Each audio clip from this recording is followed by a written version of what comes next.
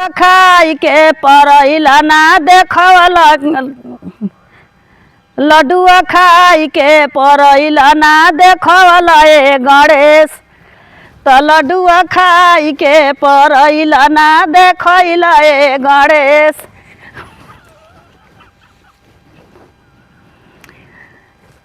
त लड्डुआ खाई के परैला ना लौकला ए गणेश लड्डुआ खाई के परैला ना देखैला ए गणेश।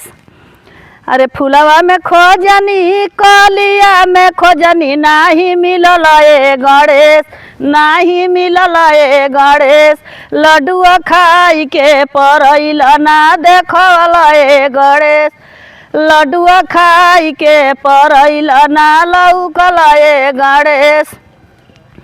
अरे बगिया में खोजनी फुलवारिया में खोजनी ना लौकला ए गणेश ना लौकला ए गणेश।